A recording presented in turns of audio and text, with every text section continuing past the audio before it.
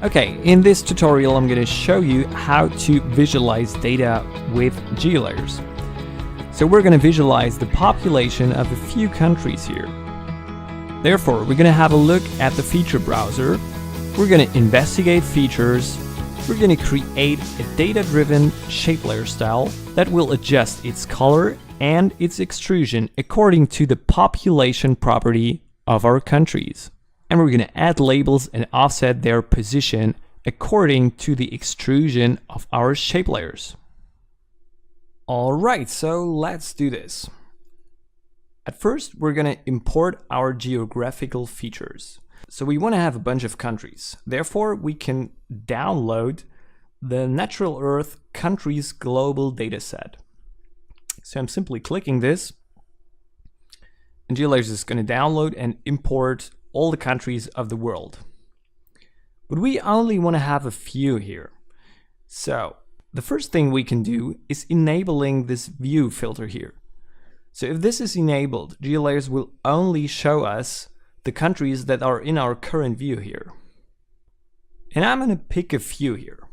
I will pick Macedonia, Albania, Kosovo, I'm going to pick Serbia, Croatia, Montenegro, and Bosnia-Herzegovina. Okay, with this country selected, I click Add Feature Collection. I'm going to name it Population. Now I drag this in my browser on top here. I will remove the rest of the countries here. Okay, as I said, we're going to do some data-driven styling. So we want to investigate those features. So with the feature selected, we can click here at the feature properties. And like this, we can have a look at all the properties this feature has. And we can find this property here, for example, POP_EST, which represents the population of the country. So we want to use this data field for styling. I'm going to close the feature properties here. So let's create a map comp.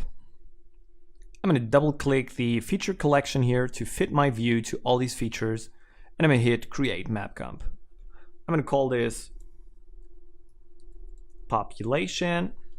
I'm good with all the rest, so I hit next. I will use this dark style. Great. So let's have a look on how to create a data-driven shape layer style. So I'm going to click the shape layer selector here, and we can see there's already a lot of styles. I'm going to hit edit styles. What I want to do is I want to create a new style. So I click add style here. I'm going to call this population here. And now we're going to need to think about which properties of this style we want to drive with the data. So the first thing is the color. So I click this little cog here, and as it rotates, you can see this represented in the thumbnail here. That means that the style is now data-driven. Therefore, we need to define a property from which the values are going to be used. So we already investigated the feature, and we know that this is POP_EST. Now the next thing is we need a value range. So we need the lowest and the highest population of the country. But that's not hard to find out. Let me show you how. I'm going to quickly hit apply here. And with the feature collection of all our countries selected, I'm going to click feature properties here. And now apart from the properties of the collection itself, you can have a look at the collective feature properties of the contents of this feature collection. And now let's look for POP_EST. There we have it. And I can simply copy and paste the min and the max value. Now we're going to define a color. The lower populated countries should appear blue.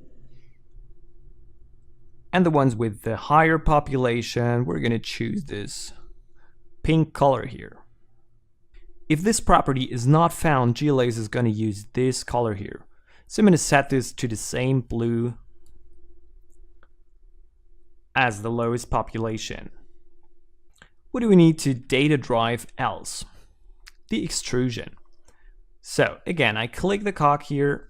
I'm going to copy the property name. I'm going to copy the value range, and I will set the lowest and the highest extrusion here.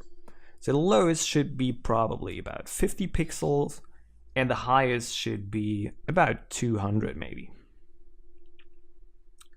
Great. I'm going to drag this to the top here. Ooh, right there. And I'm going to hit apply. Now with my data-driven style selected, you can see previews of the style with the data of the feature down here in the browser. And that the color is changing here means that our style is working.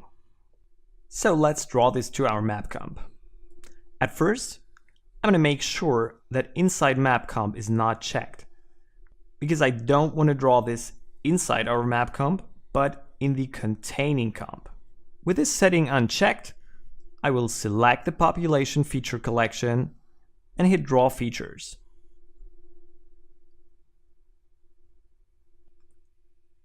As we have an extrusion in our style, GeoLayers automatically changed the renderer to Cinema 4D and added a simple light setup for us with a spotlight and an ambient light. You can already see that the data-driven extrusion is also working.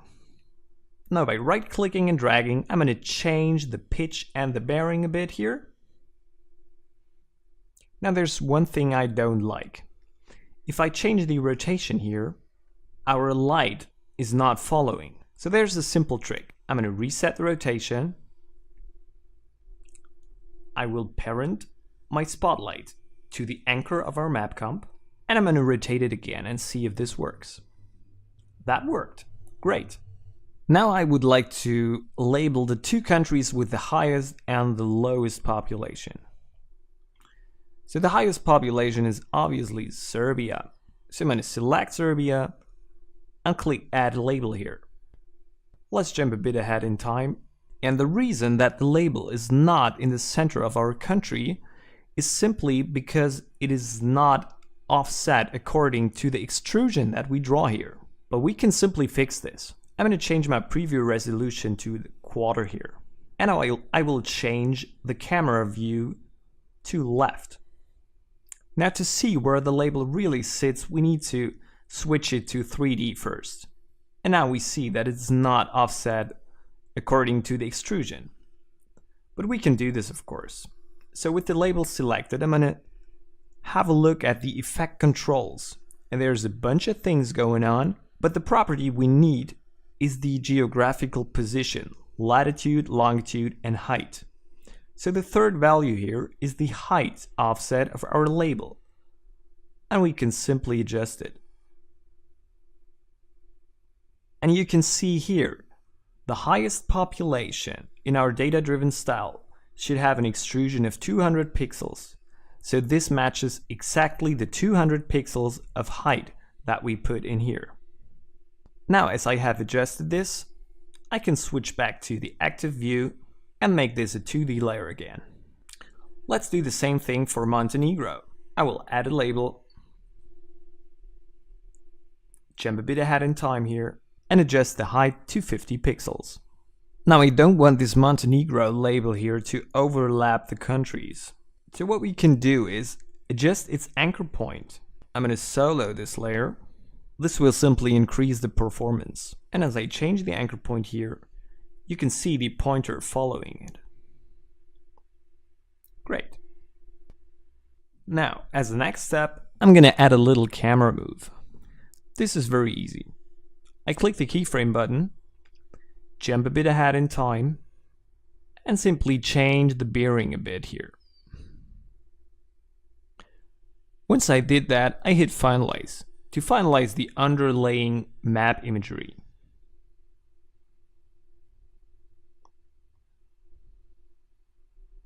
To make this look a bit better, I'm going to adjust the light here a bit. So I'm going to go to my light options, and I will decrease the cone angle a bit and increase the feather. What I'm going to also do is I'm going to duplicate the light here and change its position.